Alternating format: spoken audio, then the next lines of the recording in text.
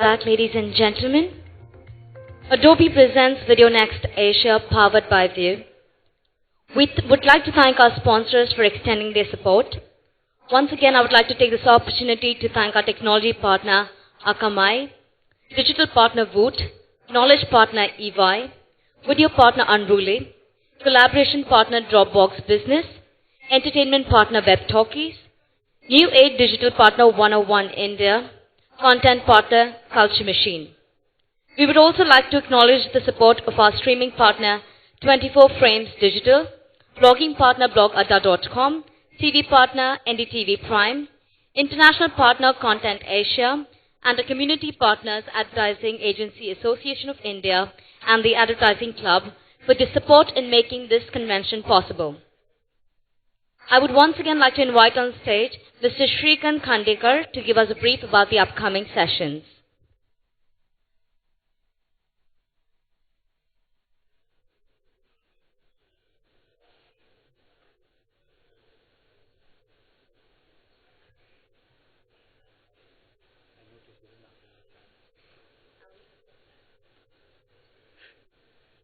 Hi, welcome back from the tea break.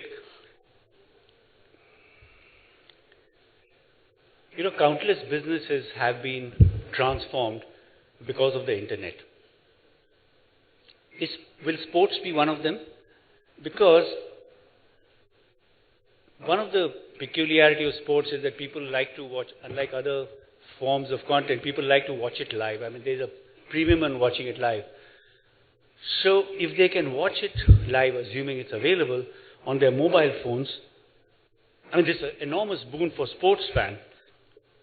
But as millions begin to do that on their mobile phones and perhaps not on their television sets, India also, please remember, for those of you who are unaware, that I think the figure of households which have single television sets is still upwards of 90%.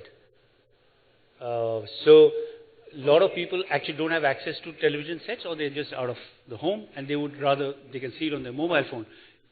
What impact, when millions of young people start doing this, and maybe older people as well, what will this do to the sports business? To the television channels, to the franchise owners, what will it do? That's the subject of the first panel. And the second one is about, this is a very interesting one in that it's going to be a face-to-face, an interview with one of the biscuits of television. He set up Colors TV. He was the founding CEO. And Colors came out of nowhere at a time when many companies were trying to launch GCs, and it really shook the dominant networks of that time, and that was in 2007. Since then, he has crossed over. He's become an investor, and he's recently invested in companies which have an interest in digital video. So we'll have a face-to-face to check how, what his perspective. So he has a special perspective because he's been there. He knows the television business inside out, though he's a little out of touch, perhaps because he's also moved to Singapore meanwhile. But we'd like to find out from him what he thinks about digital video, especially in the context of television. So these are the next two sessions. I hope you enjoy them. Thank you. Thank you so much, sir, for the overview.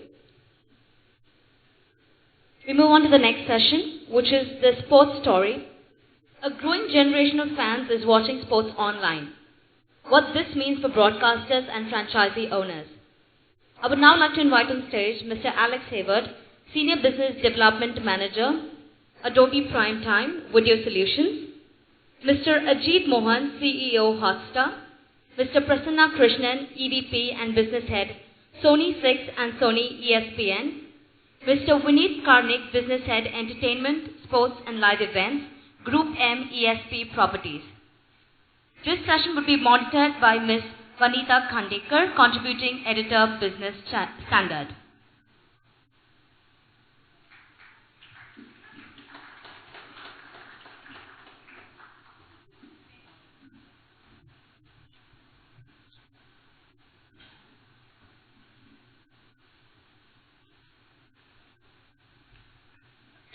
I hope it will be well fortified with tea and coffee. that break. I'm not a big sports fan, okay? But I've got a question for all of you. How many of you people watch sports only on a video app now? Only on a video app. Other people don't have your cards? Do people don't have your cards? Yeah, please. There goes your business model, Ajit, Prasanna. Most of them don't watch it on a video app. The reds are you don't watch it on a video app, right? And the greens are you watch it on a video app. I think your question was only on a video app. Only on. I think there's some small TV consumption still happening. Yeah. Small TV consumption. It's 2%, okay, of all TV viewing in India. Okay. Just so that we all know, Alex is from Adobe, Ajit is from Hotstar, Prasanna is from Sony, Vineet is from Group M. So I just want them to quickly tell you where they come to on the subject, and then we'll jump into a discussion. Sure, thank you.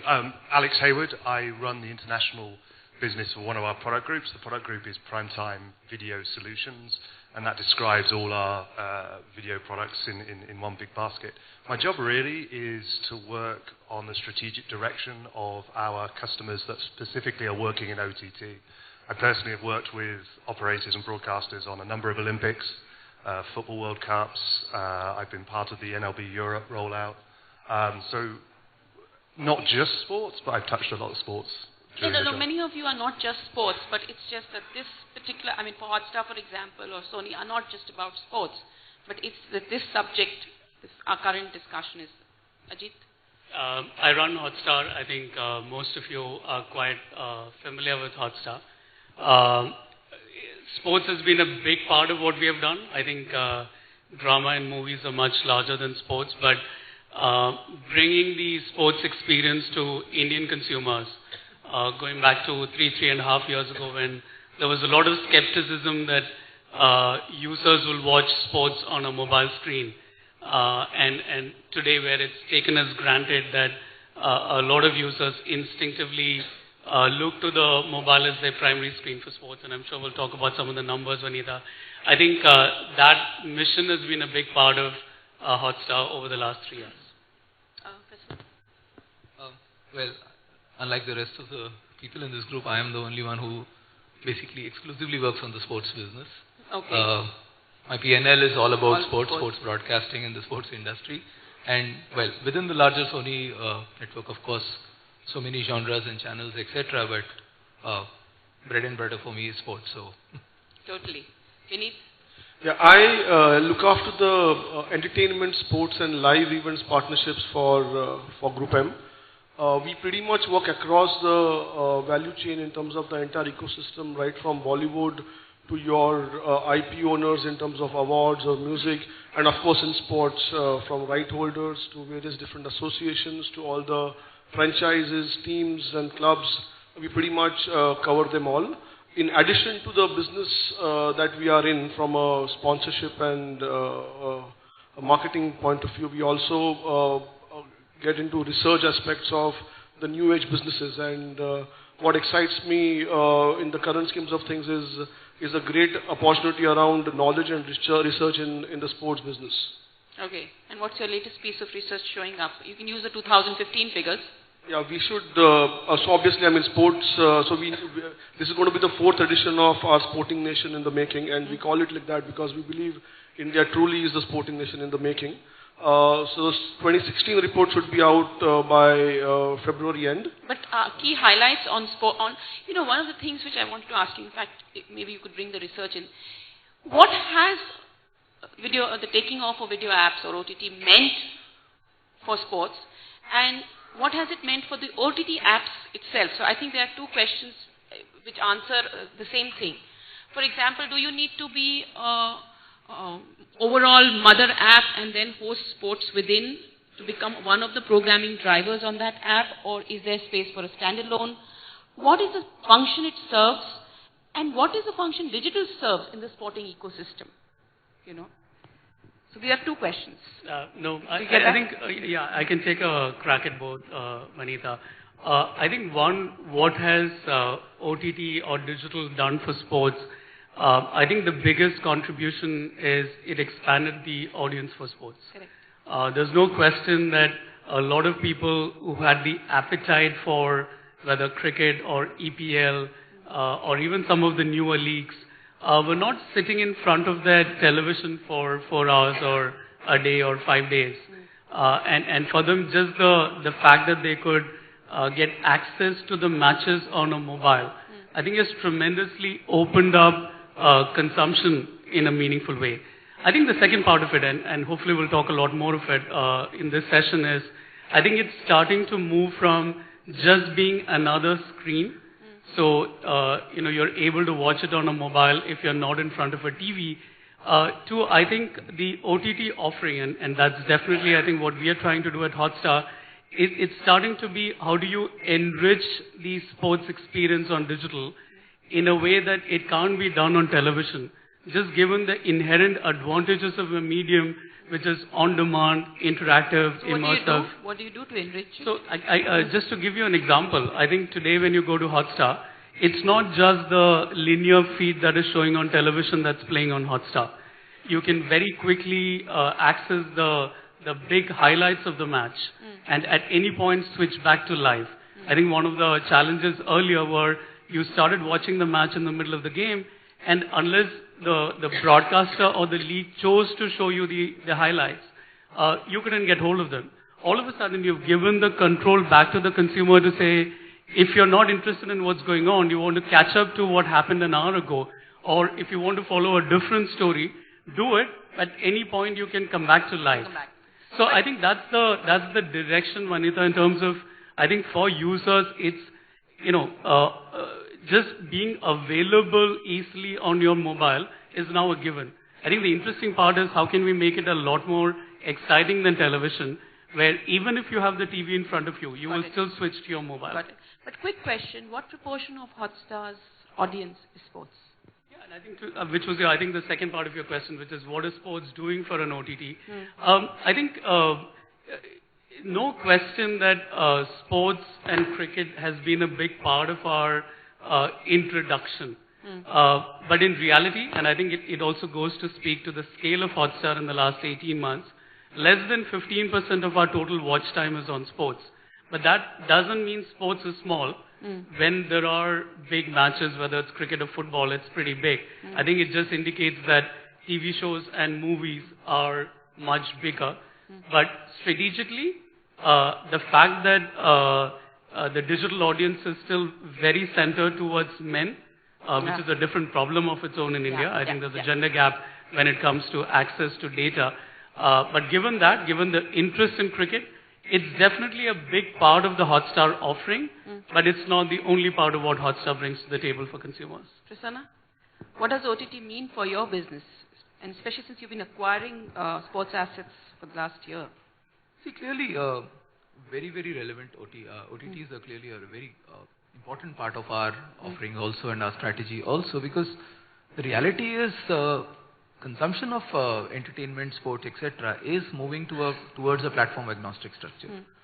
And anyone who is not gearing up for it and is not ready to make multi-platform offerings as part of their core proposition is really flirting with danger. So it's extremely important.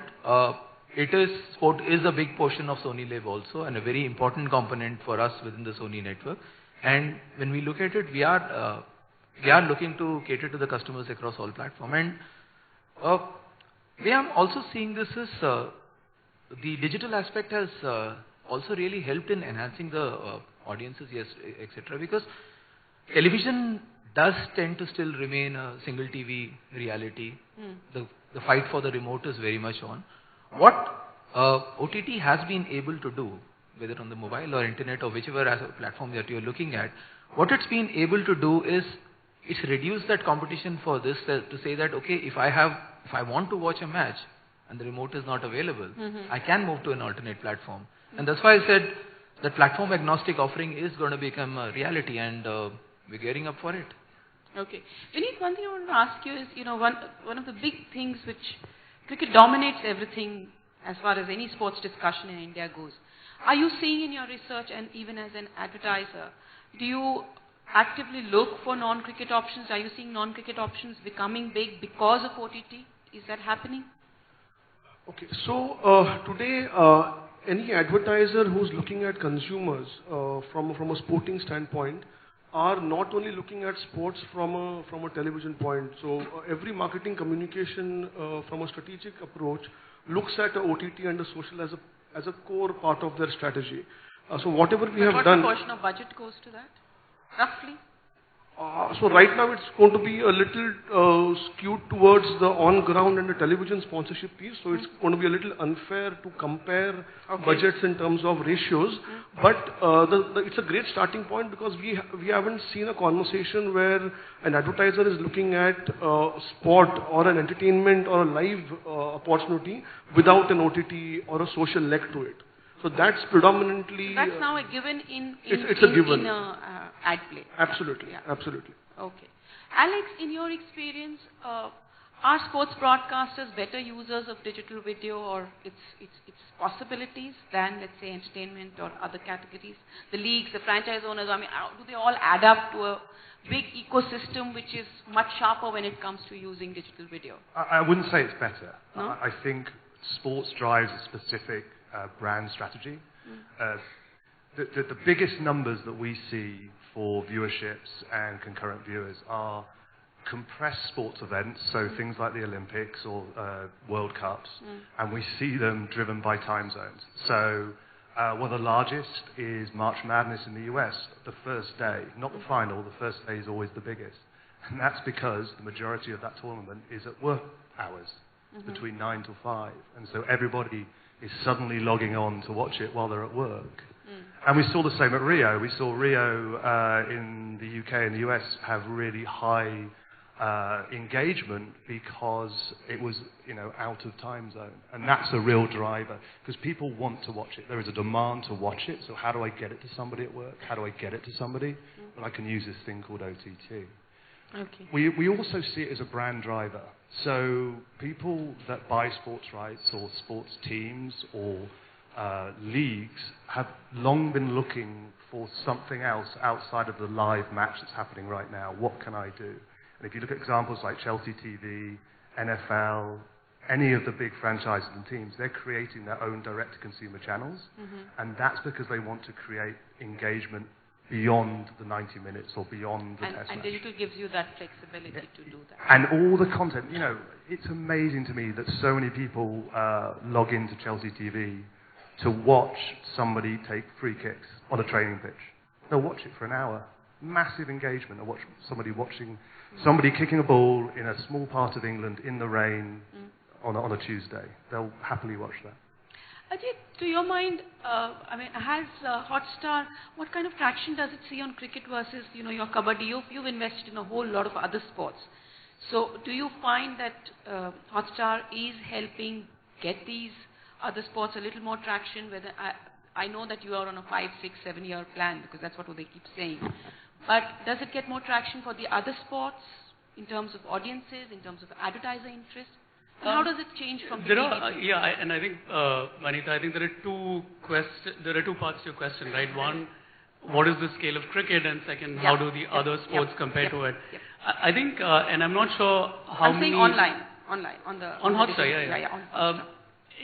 And it's interesting because I'm not sure how, whether people are aware of the scale of cricket on Hotstar in comparison to television. And just to give you some facts. Do that. One, if you look at the last few events over the last 6 months, if you looked at 1 million plus cities, the audience on Hotstar was roughly 70% of that on Star Sports.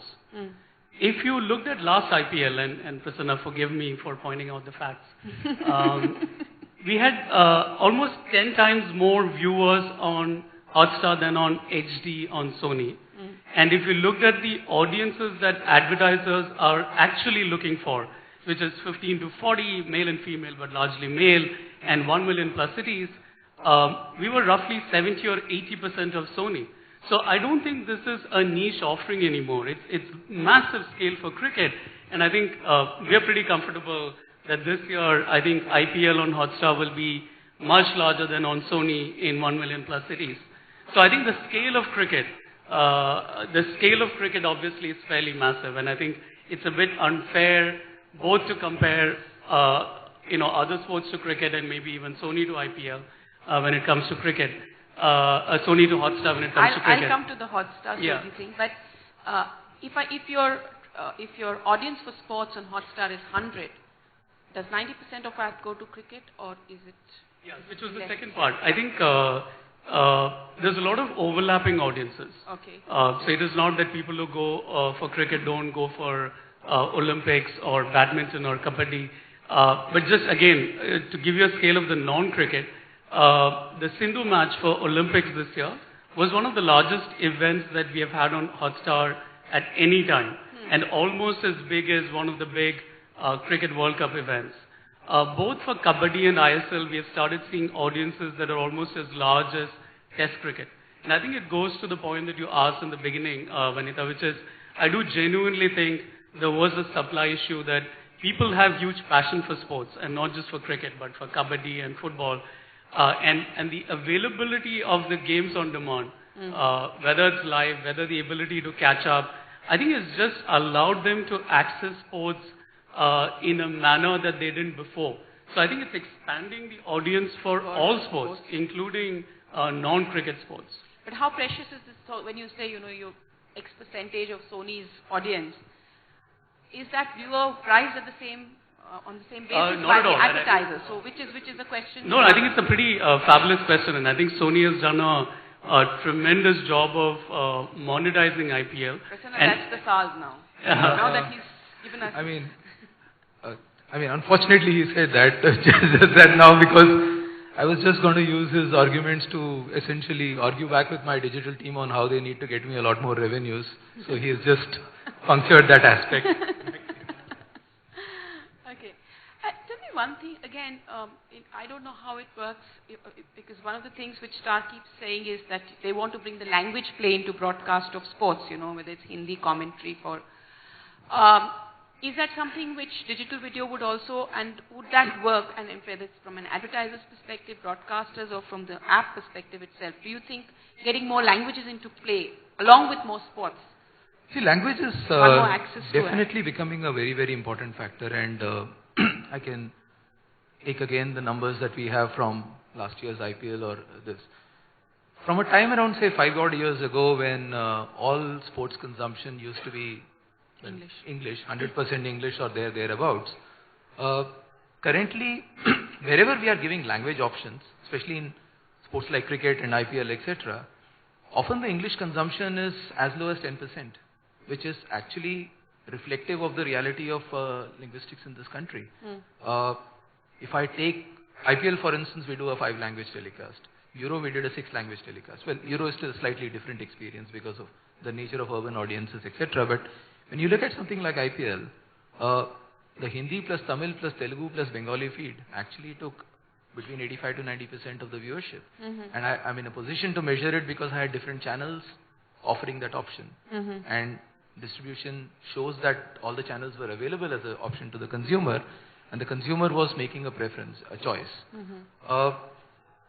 But beyond the level, of course, television will have the constraint, and I'm sure the numbers on ISL and Star and all will not be very different if they really look at the pattern that the English viewership of ISL, in my view, would be again less than 10% of what Star would have had. Is ISL a good example? Would cricket be a better example?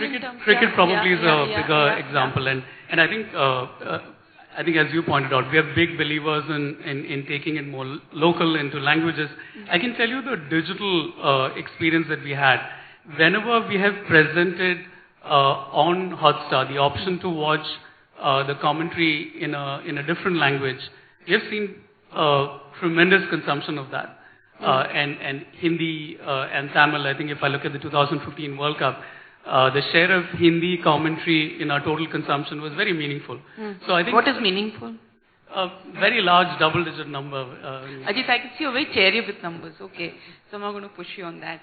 Are we, so we are saying that yes, there's a lot of traction for sports on digital video, etc.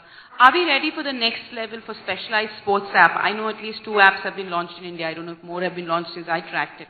Alex, I'd like you to tell me from your global experience, have you seen only specialized sports app? Let's say it could be an overall specialized sports app or a football app, and do they work? I guess that's the joy of OTT, is that you can set anything up. I could set up a league for knitting tomorrow and televise it. That would be okay. Whether it would make money is a whole different question. And that's the key to this. These sports brands and these franchises are extremely large businesses, and they're often media businesses in the true sense of the word. So I think it's great that we can open up with easy access to technology and have all these things, but meaningful traction, I think, is driven by large fan bases and supporters. At the end of the day, and I totally agree with Ajit's comment that sports fans will watch more sports. We know that, but you have to create groups of fans because it is a tribal joined-up experience. And when you say tribal joined-up experience, it then extends to social, and it then extends to all the other places where a fan wants to engage with their team, the other supporters, and everything around them. I was just going to add one more thing about the language comment. The biggest thing that I'm working on currently around the world is personalization, and I put language in that. Everything down to, and I talked a lot about this in the talk upstairs, which is know me, know what I like, know what you can sell me. And that includes language, location, age, life. Okay. Vineet, on this thing, I mean, from the marketer's perspective, is that something that you're looking out for? Is that something that will make your life easier as far as putting your money is concerned? Yeah, sure. So basically, while Ajit and Prasanna both spoke about live, and we are all excited about live, from a marketeer's perspective, there's so much of scope for a non-live content as well, in terms of surround content. And something that we would love to see in India from a right holder's point of view, from a broadcast point of view, and from a franchisee's point of view, in terms of team owners, there is so much opportunity in surround content which is under leveraged at this point in time. And surround content needs specialized apps. Absolutely. It cannot go on a generic app. So one great example of not exactly surround content but non-live content was what Hotstar did with Olympics. So I have consumed most of the Olympics last year on Hotstar and not on TV. And the way Hotstar allowed me various different splits and the way I could see the content that I want was absolutely fantastic. So which actually leads into a conversation that from an OTT standpoint, it's not only about live content, surround content actually can play a major role, not only from a sport point of view, but from a fan engagement point of view as well. Okay, and that's what you look at digital to drive hugely also. You know, one question which we've missed, which was there in the topic, and I mean, I've got it there, but we sort of got talking about, what does it mean for broadcasters and franchise owners? I mean, what is OTT or digital video doing to the ecosystem in India? And we were discussing in the speaker's room that we have a different ecosystem compared to other mature markets. And what is it doing to the ecosystem? So if I look at league owners, franchise owners, what does it mean? And are there discussions around wanting to have the media rights back? Because a lot of the broadcasters have set up these things on their own. Where are we on that particular? It's not really about the media rights aspect when it comes to the franchise owners in these cases, because even if you take the international examples, the way the European clubs or the NBA teams or NFL teams, etc., engage their fans, they create a lot of original content because they have the stars, they have the access, and they're able to create a lot of engagement. The live aspect and match is one aspect of it. The more you fragment it, actually, the more value will get eroded. So I'm not a great believer in splitting of those values and then saying, you know, this should go there, that should go there. But at the end of the day, when you look at a Man U TV or a Chelsea TV or what NBA teams do, the amount of content they are able to generate from the training sessions, from the practice sessions to the interviews, conversations, etc., that surround content is extremely valuable. And that's an area where internationally teams that have got scale have been able to do that quite significantly. We are probably a bit behind the curve on that in India right now, because the only clubs or teams that have some level of scale to be able to make investments and take it forward at this stage are the IPL teams. The other sports teams are, well, even if they do have some level of viewership and numbers, etc., the reality is the top lines and the revenues they're under so much pressure on that front at this stage that they're not really leveraging that, or they've not really gotten into that area yet. So it's a clear opportunity. It's something that's going to be there. Community building, fan base building, etc. will happen through those the club's own sites and club's own digital strategies and social media strategies, etc. We see bits of it in some of the IPL teams. Ajit, you want to take that one? I think just to add to that, Vanita, I think if I look at the ecosystem as a whole, and I think to the point that Vineet was making as well, if you look at brands and advertisers at one end, and we'll come to league owners, I do think, some of the numbers that I mentioned in terms of scale, there is a lag in terms of brands and advertisers recognizing the scale of OTT or a platform like Hotstar and starting to disproportionately put money behind where consumption is. So I see that as a big opportunity for us. I think from the other end, if I look at it from leagues, franchisees, it's an exciting story from them on two fronts. One, I think a common theme, I think, of what we have been saying, the more OTTs expanding audiences for them, I think it makes it more exciting for everyone in the ecosystem, including players and franchise owners, because there are larger audiences who are now following you. And I think over time, the intensity of their followership, engagement will go up, and all of that present opportunities for them in terms of growing their own business models.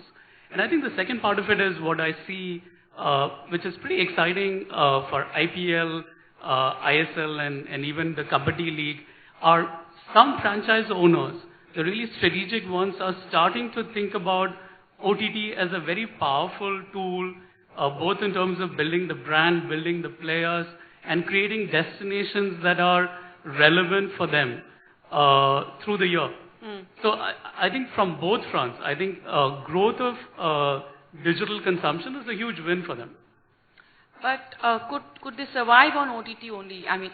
Because broadcast rights is the big, globally even now, broadcast rights is the big revenue stream. Do you see OTT becoming a huge revenue stream on its own for sports? Absolutely. And I think, again, my view is revenues will invariably follow consumption.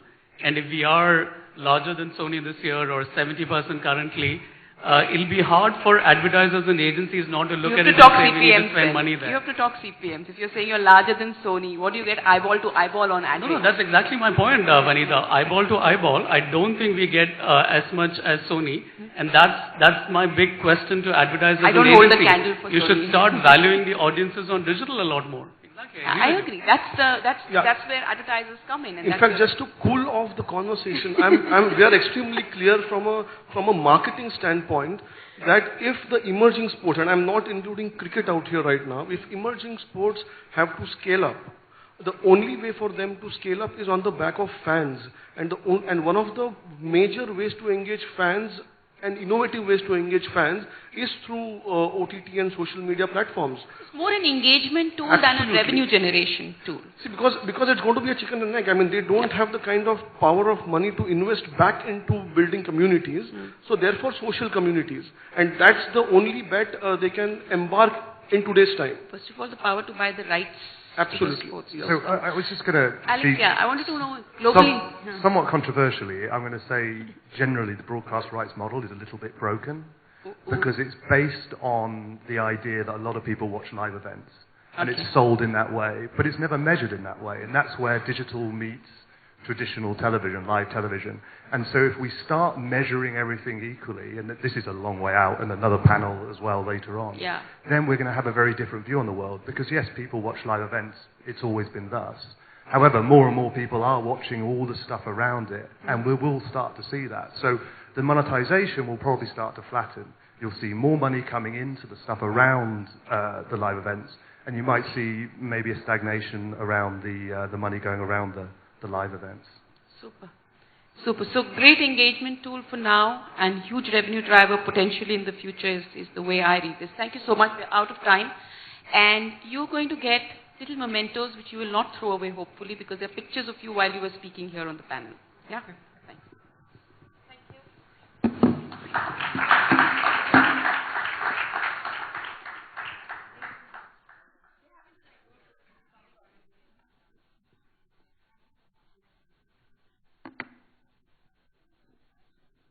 Thank you, panelists.